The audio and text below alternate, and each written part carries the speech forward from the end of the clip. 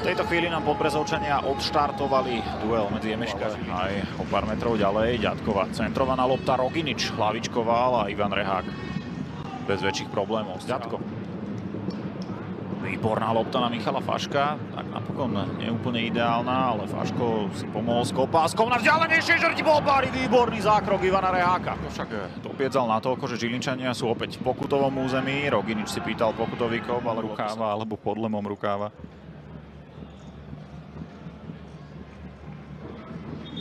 Teraz sa dozvieme. Ortiel, pokutový kop.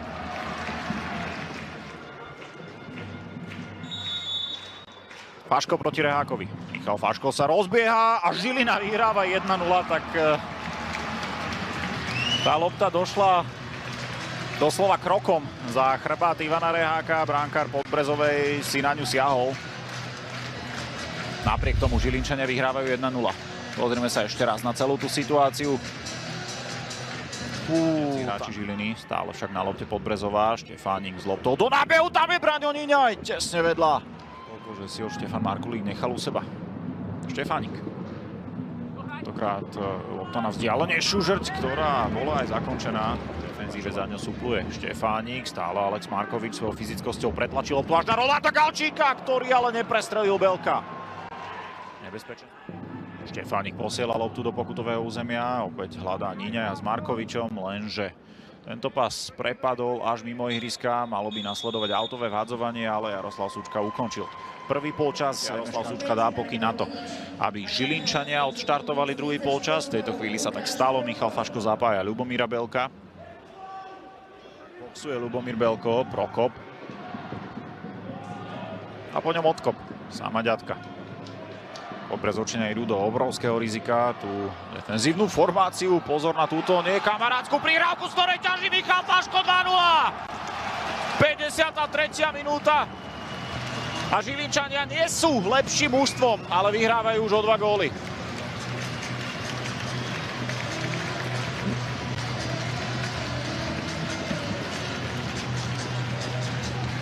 Dvojgólovým strelcom je Michal Faško, ale potvrdil to, čo som načal, tú myšlienku, ktorú mi prerušil gólový moment Žilinčanov, že Podbrezovčania idú naozaj do veľkého rizika. Častokrát tú defenzívu uzatvárajú jedným, dvoma hráčmi.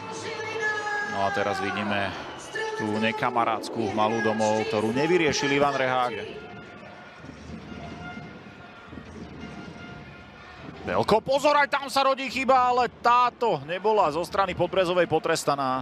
Bol spoluhráčom bývalého železiara Richara Ludhu. No a v lete sa konečne tento prestup zmaterializoval a môže pomôcť svojim spoluhráčom, lenže tí sa musia brániť.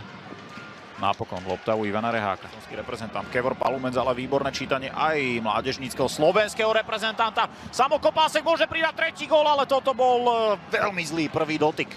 Ktorí opäť idú do rýchleho breaku a paradoxne ho režíruje Miroslav Káčer, ktorý bude prvý pri lopte. Miro Káčer môže pridať tretí gól a je to tam. Žilinčania vyhrávajú rozdielom triedy.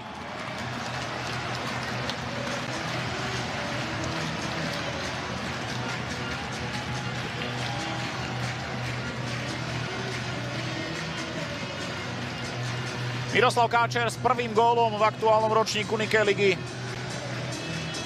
A podľa všetkého aj s posledným klincom do železnej rakvy.